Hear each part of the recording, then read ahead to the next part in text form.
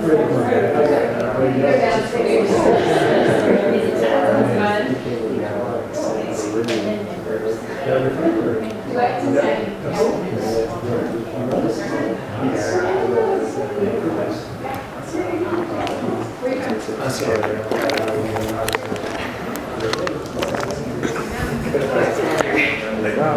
right, folks, we're going to go ahead and get started tonight. We'll probably have some stragglers come in, but just to get rolling, because we are live on the interwebs. So welcome, everybody, and really thank you for attending tonight. I'm going to be talking about mountain running safety and just giving you some tips and tricks. And first, a little bit about myself. My name is Jim Donovan. I am the emergency manager for San Juan County. I've also been involved with search and rescue since the early 90s in a variety of locations. So I've done a wide range of search and rescue activities. I'm also a state search and rescue coordinator for the state of Colorado, so help with larger events. So I have a lot of rescue experience, but I'm also just an avid recreational backcountry user, love to backcountry ski. I claim to be a trail runner, but then when I see hard rock show up, I'm like, no, I'm just actually a hiker. So, yeah. But it's, one of the great things about this race is just how much of terrain it covers. So I just want to acknowledge the other entities that are involved with the hard rock, in particular, Silverton Medical Rescue, La Plata County Search and Rescue has got a table over there, Ouray Mountain Rescue, Hinsdale Search and Rescue, San Miguel, and then our OEM. So all of these teams, various people help out with different elements of this race. And this race is really cool because it's just so self-contained and has a really just excellent plan given the type of terrain that we have here in the San Juan Mountains. So it really scales well with that. So really, I want to hopefully make this conversational. So if you have questions, just feel free to jump in, and would love to hear if you all have some ideas or tips and tricks that you use out in the backcountry. But first off, this past year has been pretty, we've had a lot going on. And I just wanted to acknowledge Leo Lloyd. He is a rescuer, paramedic. He was the medical director for the Hard Rock for many years, and he passed away last year. And Leo has been a mentor to many people in the mountain rescue community, really around the world. So it was a really big loss for us. I just wanted to throw this up here. And then the ATL is called Avoid the Lloyd. So that just gives you an idea. When you went out with Leo, you were going to go out for a big day. Woo! Yeah, let's hear it.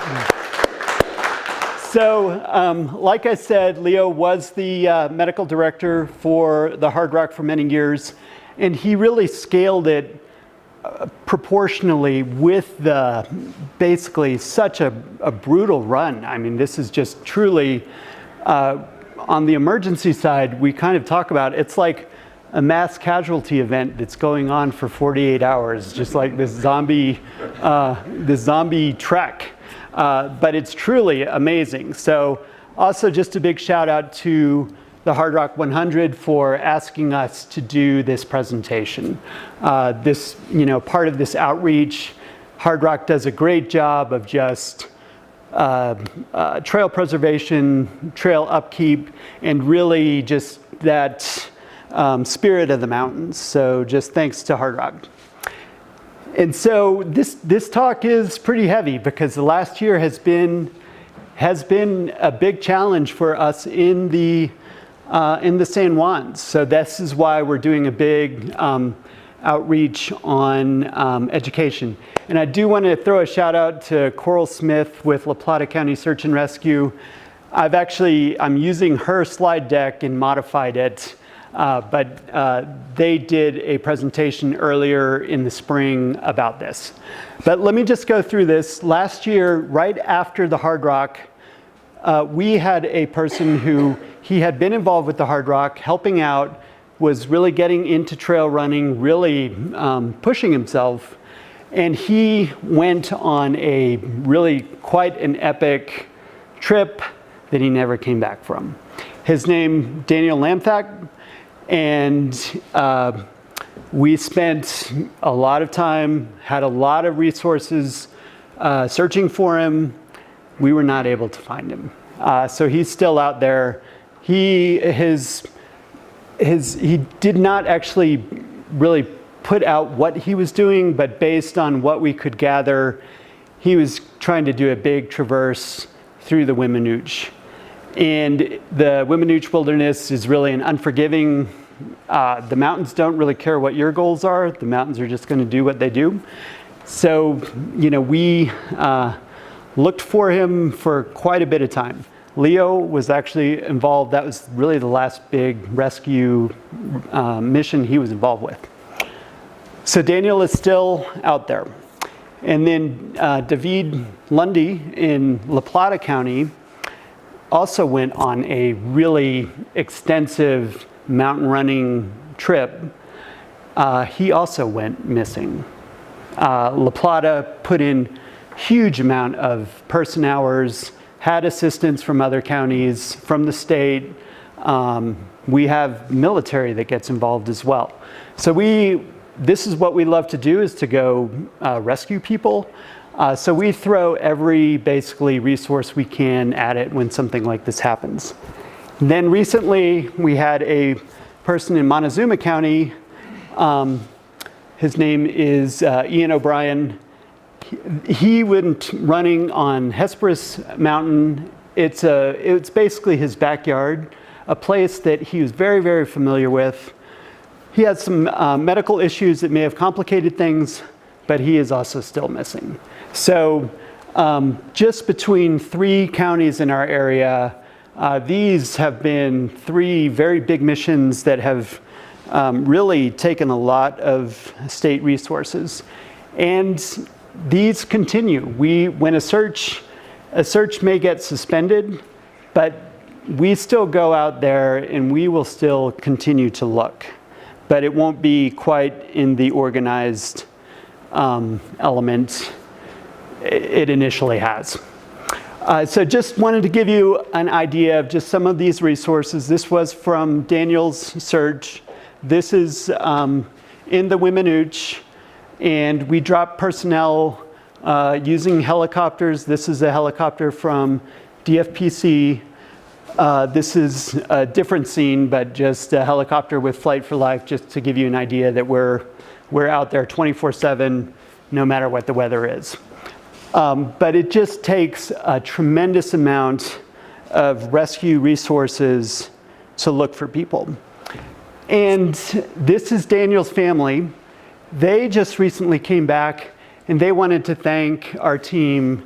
It just meant so much to them how much time we spent with looking for Daniel. And truly it was just like we got a new family with them. So they English for the parents is a second language. So it was just really difficult for them to kind of understand what Daniel was doing. But I just wanted to emphasize, when you're out on your adventure, you do always have to think of all the impacts that can happen and the long-term impacts on family and friends. So, just a shout out to Daniel's family. So now I'm going to switch gears a little bit and go more into what the state system is and kind of the resources the state has behind helping both people from getting lost and help offset some of these costs. So the best thing you can do is Colorado is really one of the only states that does this, but they have a dedicated search and rescue card. So you purchase that card it goes into a fund and helps offset expenses for really big missions. And this is run through the Colorado Parks and Wildlife. It's only $3. It's totally worth it to do. We will sell these at one of the Hard Rock opening events. So just look out for those. And what the Hard Rock also does is they actually purchase a card for every runner, every participant. So it's a great thing that they do. So let's just jump into what is mountain running. I kind of think of it as the opposite of the Boston Marathon, where you've got thousands of people crammed together, running in an urban area that's probably has really bad air quality. Mountain running just is this. It's this picture is a great epitome of it. It's what I call freedom of the hills, just getting out there, really enjoying nature in its best. And it's also, sometimes people may think, oh, search and rescue is going to make us carry a 50-pound pack every time I just want to go hike up to my favorite lake. But we really do embrace the fast and light philosophy, and mountain running really embraces that concept. So just want to, before I dive into some of the nuts and bolts, I just wanted to give a couple of different quotes. This is from Lawrence Gonzalez, who wrote a great book called Deep Survival. And he says, the word experienced often refers to someone who's gotten away with doing the wrong thing more frequently than you have. So just remember that. Any of us can have a simple accident just going to the store. And that simple accident out in the wilderness gets compounded. So you just always have to think of the consequences of what you're doing. And then another great one from Helen Keller, 1957. I think this epitomizes kind of mountain life in general, but security is mostly a superstition. It does not exist in nature, nor do the children of men as a whole experience it. Avoiding danger is no safer in the long run than outright exposure. Life is either a daring adventure or nothing. And that to me really embodies the concept of mountain running. You're out there just wanting to enjoy nature, enjoy the world at its fullest. And that's what we really support that. A big difference, though, is basically the racing environment versus training. With the racing environment, you have basically a support umbrella as a racer behind you, helping you basically push yourself to your limit within reason. It always has to be personal responsibility not to push yourself so hard that you basically collapse in the dirt. But it really does give you that umbrella to do that. And people have done amazing athletic performances, especially with with the ultra running events. The big difference, though, is with training or recreational runs. That's where you need to think, oh, I've got to create my own umbrella of safety, my own aid station, my own crew, and have all of that mentality with you, because that way you'll get back home, you'll be able to do another run, another experience again. So here's Dale Garland taking a little snooze, but we're getting into the meat of it now. So he's a former teacher, so he knows about this. But this is the 3 T's of mountain safety. So trip planning, training, and take essentials. We'll also address risk management and some decision making. But really, number one thing you can do is trip planning. So it's familiarize yourself with the terrain you're going to be going into. Especially in the mountain environment, it's really important to know what the conditions are and how those conditions are changing, because they will change through the seasons. And you need to really anticipate that. So if you look back at some of these incidents we can always identify after the fact. It's always easy to say, oh, that's where the person made the mistake. But we need to learn from those. And you just need to know. It's like, okay, summertime in the San Juans, lightning can be a big problem in the afternoon. So I need to make sure I get down from the passes before thunderstorms start. So we can even just look at this photo and see, oh, geez, okay, we've got rain coming up, crossing a snowfield. How long is it going to take me to get to the top of this peak? Those are all things that you need to, hopefully, that you've actually considered even before you've gone out. So that way you can anticipate those conditions and then anticipate the changes as you are out on your run. So with the trip planning, there's so many tools now. I mean, it is truly amazing just how many different tools you can use. This is a screenshot from Strava. Strava is a great tool. This is a screenshot from Google Earth. So it's really good to see what other people have done. See, basically, is that something within your capability that you could do? Same with Google Earth. You can really preview the terrain before you even get into it. You always have to remember, though, with whether it's a paper map or digital, they're always going to look different when you from when you get out there. Something may look very easy to traverse or cross, like, oh, I can do that. But you're just seeing that on Google Earth. And when you get out there, you're like, oh, it didn't capture that 30-foot cliff. So what do I do now? So a part of it is reading trip reports, seeing what other folks have done, and then seeing what conditions they've encountered. Another great tool that we use a lot for search and rescue is called CalTopo. And this is a really great tool. You can actually do a lot of trip planning and travel planning with it.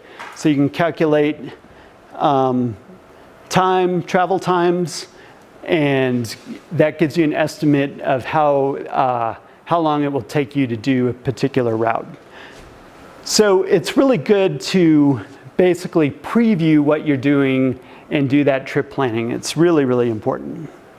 And there are just so many tools nowadays. I have a list, but I'm sure there's even more out there. The next is weather. Weather is absolutely the big one. Because the weather, if you do not anticipate what the weather is, you're going to pay the price. So it's really important to just basically keep track of what the weather is doing and then anticipate what it's doing on your adventure. So lots of resources out there. I use weather.gov. I pay taxes. I like the fact that a federal agency is actually 24/7 generating forecasts. So they do a really good job and can give you really, really good details. In particular with the mountains, you always do have to think, okay, thunderstorms, lightning, precip.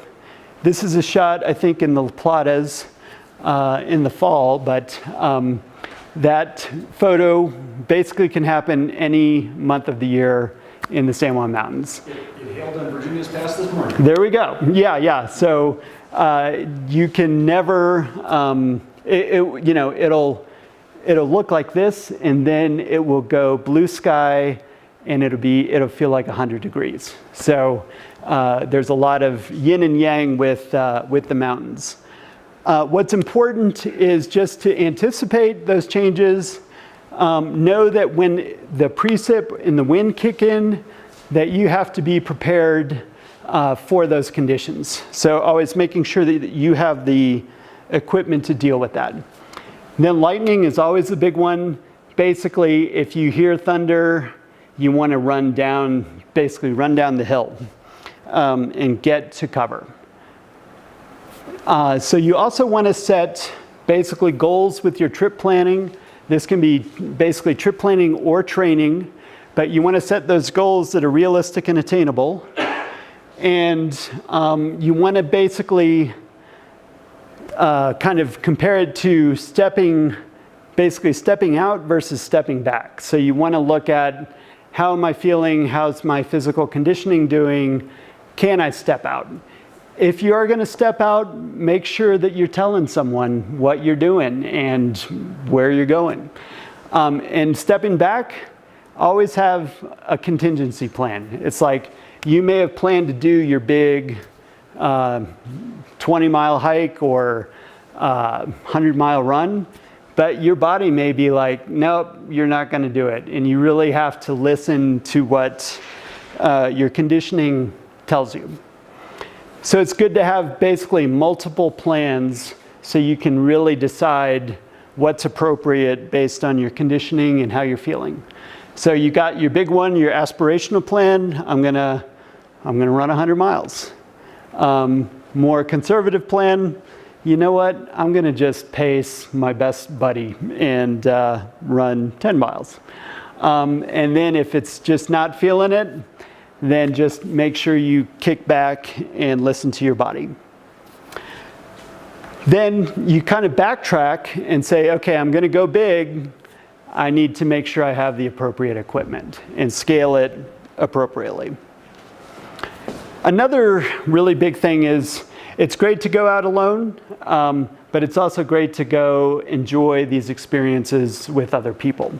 And there's always strength in numbers. So if you do get injured or something happens, equipment fails, people can share equipment and resources. So we really do recommend heading out there with folks.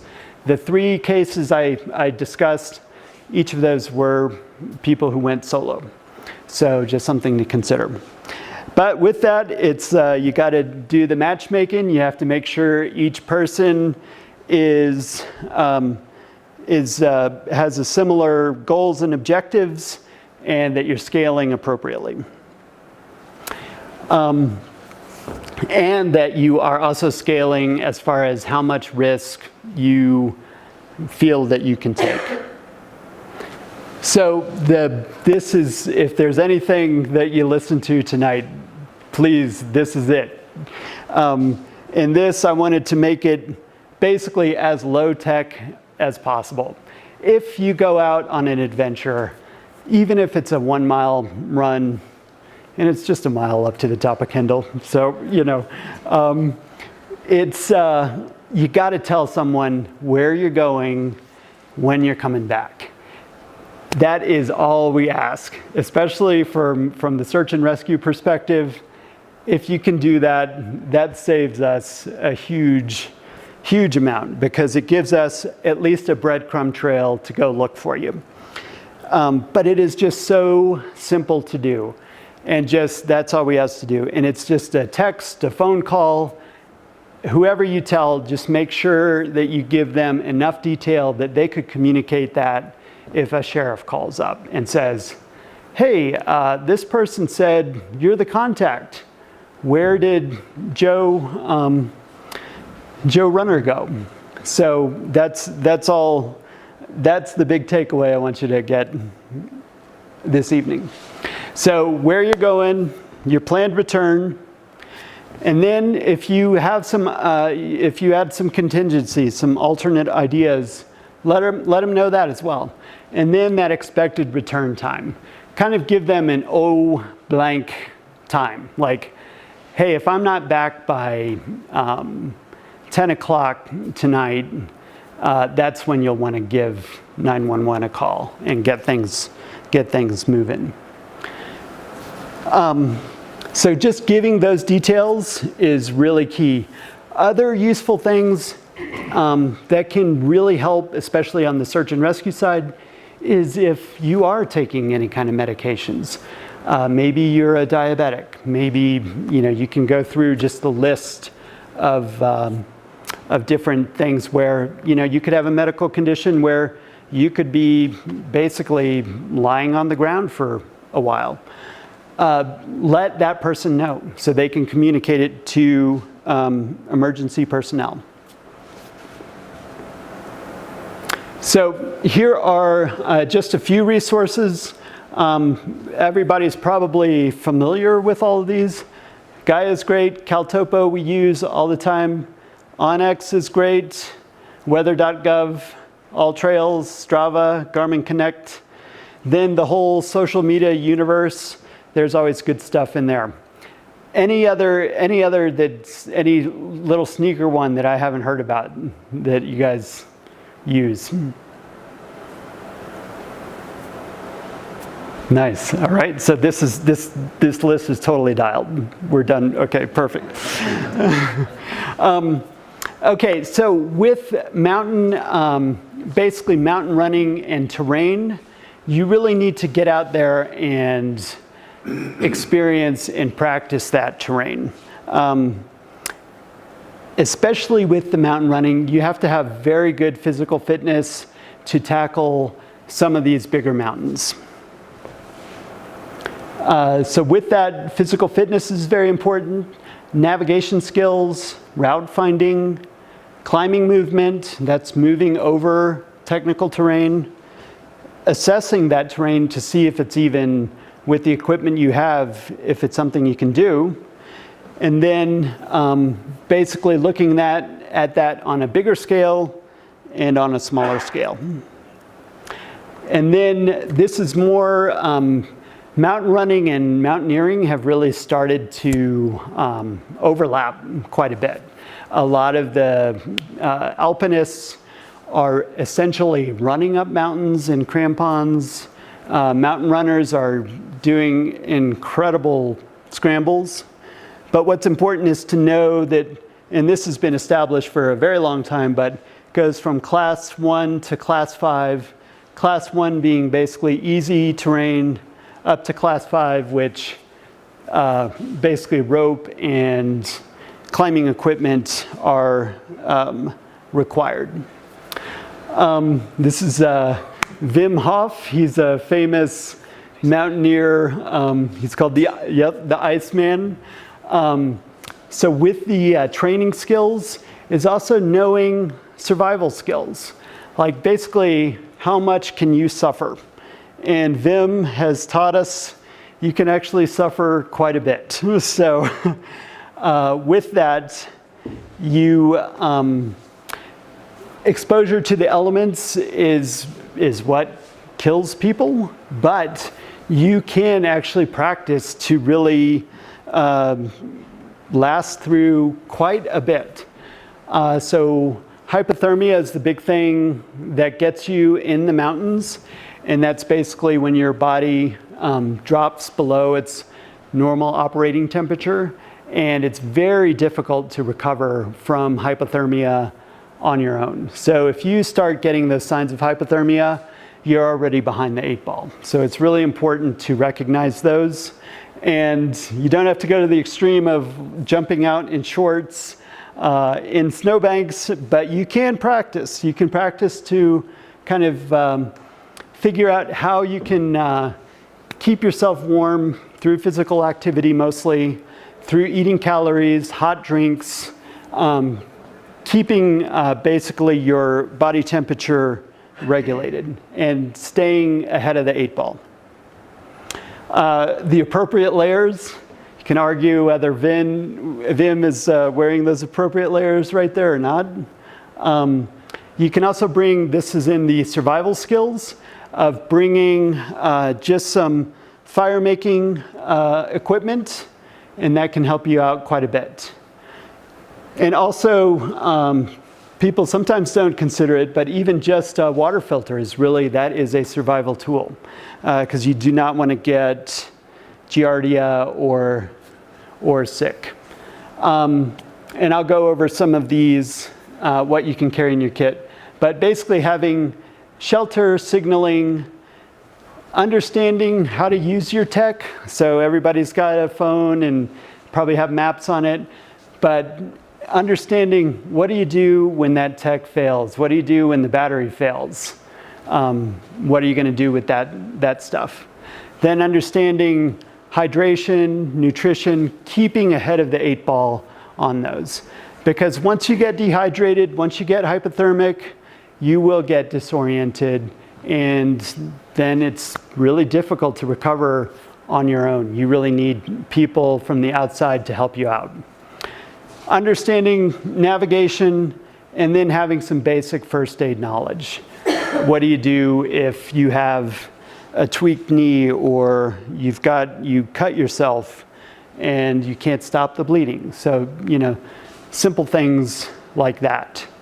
And this has been around for a long time. You can kind of argue the details on it, but it is a very broad and easy way to remember.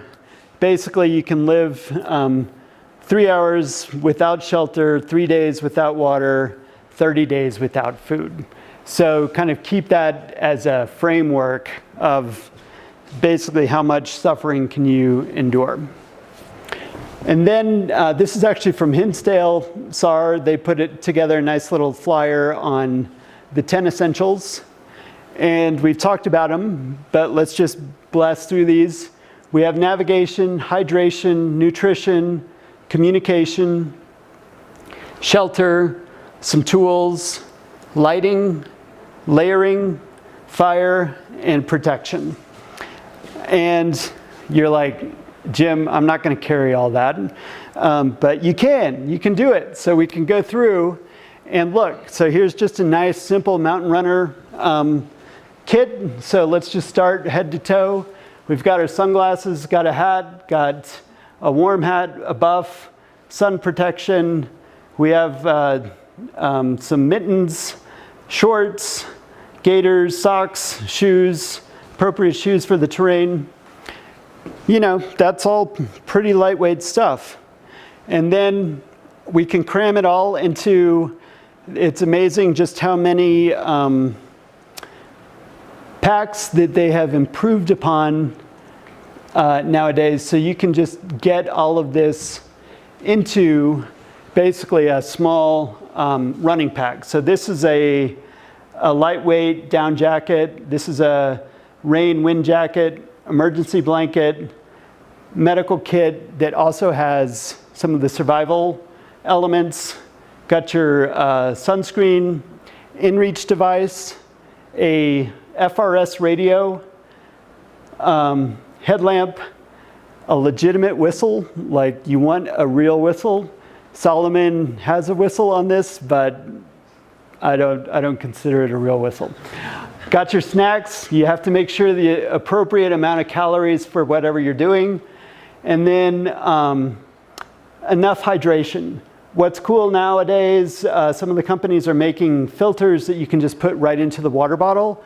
So you can carry just a lot less weight and basically fill both of these up. So that's a nice convenient system. And then if you're into poles are great as well. So within the first aid kit, I always have a little knife, matches, and I just always try to kind of fit the first aid kit for what I'm doing as far as the mission goes, or the objective. Another thing, and this is more common for backcountry skiing, winter clothing, but Reco reflectors are passive reflectors that are sometimes built into clothing. And those can be used by search and rescue personnel to basically find you. Another new thing this year, and this is what the Colorado Search and Rescue Association is promoting, with FRS radios. If you go basically to channel 3 on the radio, it is not monitored, but if it turns into a rescue situation, SAR personnel will switch to that. So you would be able to then talk with SAR personnel and basically explain your situation. So this is just started this spring and just something that we're promoting statewide. So in-reach device, that's basically an emergency SOS. There's a lot of different brands out there, but basically purchase something that you know how to use. Because when you have to actually use it, you don't want to be looking through the directions. Phones, Apple now has basically an emergency SOS function. So that's a new innovation as well. But also just make sure you have basically a backup. So even a little mirror, a little reflector can be a very useful, powerful tool. So with this, there's a lot of psychology involved. And part of this is risk perception. So we look at this picture and we're like, gosh, what's, it's like, what's better, what's worse? Is it better to cross the log or try to ford the creek? So those are the types of decisions that you have to make basically every time you're out in the backcountry. That's also where going with people, it helps to kind of talk through it, because you can be like, am I crazy, or does that log look like it's about to snap? So being able to talk through those, and then also being able to say, you know what, I'm not comfortable with that, let's take another route. So that risk perception is really, really important. And that just often takes time to develop, gaining that. So it also gets into risk versus reward. A lot of people are very goal-oriented. They want to get to the top of the peak. And what is the risk involved with getting to the top? You might get to the top, but then it's like there's weather coming in and you could get stuck in a lightning storm. So those are things that you have to just put into perspective.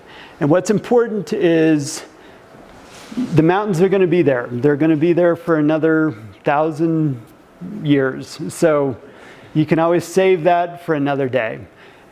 Don't push it, don't push it beyond your abilities and your limits.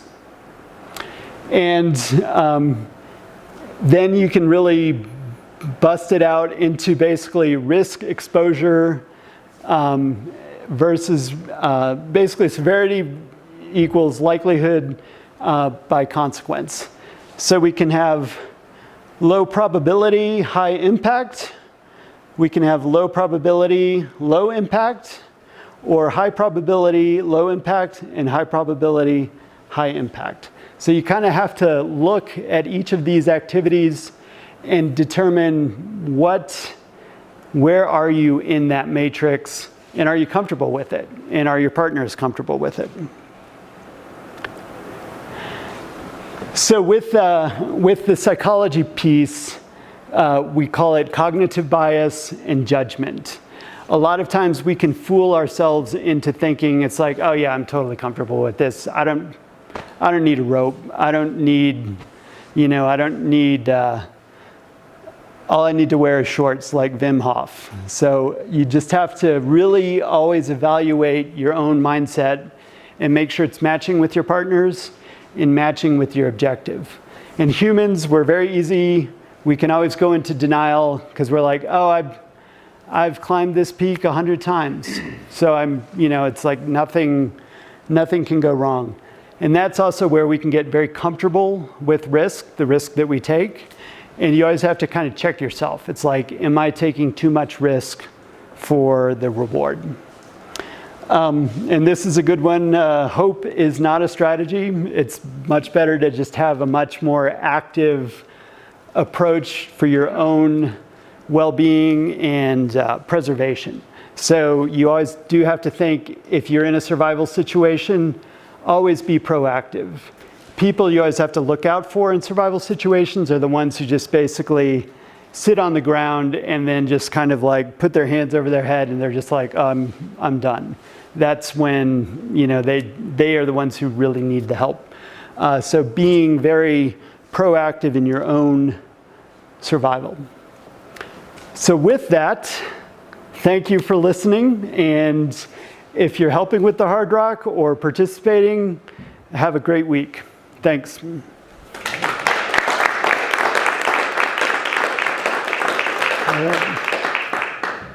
Any questions, comments? Yes. One tip from a friend of mine who unfortunately died in a quad minaret. If you can't tell somebody, just post on Facebook. Post your flight plan. That's how we found him. Yeah. Yeah. Yep, that is, social media is amazing. I mean, it's amazing how powerful it is, and it can be a very useful tool.